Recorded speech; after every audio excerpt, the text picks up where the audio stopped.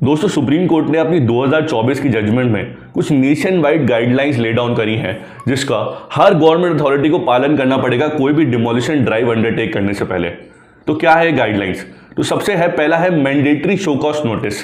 किसी भी का भी घर डिमोलिश करने से पहले आपको उसके ओनर या ऑक्यूपेंट को एक शो कॉज नोटिस सेंड करना होगा, और जो शो कॉज नोटिस है आपको पर्सनली डिलीवर करना होगा या रजिस्टर्ड पोस्ट से। अगर इन दो चीजों से नहीं हो सकता तभी आप उसको प्रॉपर्टी पे एफिक्स कर सकते हैं एज अ लास्ट रिसॉर्ट। दूसरी गाइडलाइंस, कम से कम 15 दिन का आपको समय देना पड़ेगा उस ऑक्यूपेंट को कि वो उस नोटिस का रिप्लाई करे। तीसरी गाइडलाइन, यहां पर जो ऑक्यूपेंट है उसको पर्सनल हियरिंग की अपॉर्चुनिटी देनी पड़ेगी, जहां पर वो अपने ऑब्जेक्शंस रख सके गवर्नमेंट अथॉरिटी के सामने। उसके बाद गवर्नमेंट अथॉरिटी उसके ऑब्जेक्शन सुनने के बाद एक डिटेल्ड ऑर्डर देगी, डिमोलिशन ऑर्डर। तो चौथी गाइडलाइंस ये कहती है कि वो जो डिटेल्ड ऑर्डर पास हो जाएगा उसके बाद ओवरनाइट डिमोलिशन नहीं हो सकती। कुछ दिनों का समय देना पड़ेगा ऑक्यूपेंट को कि वो अपनी बिलोंगिंग्स वहां से हटा सके और उसको वैकेट कर सके प्राइमरी माइसेस को, या फिर उस ऑर्डर को किसी कोर्ट में चैलेंज कर। डिमोलिशन के टाइम उसकी वीडियोग्राफी करना मैंडेटरी है।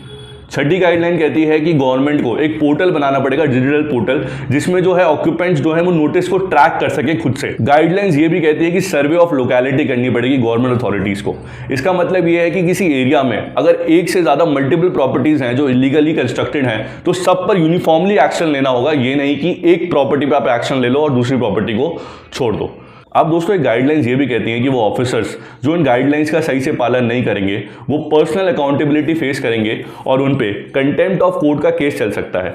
इतना ही नहीं, अगर इलीगल डिमोलिशन से जो भी नुकसान होता है उसकी कंपेंसेशन भी इन्हीं ऑफिसर्स की सैलरी से दी जाएगी।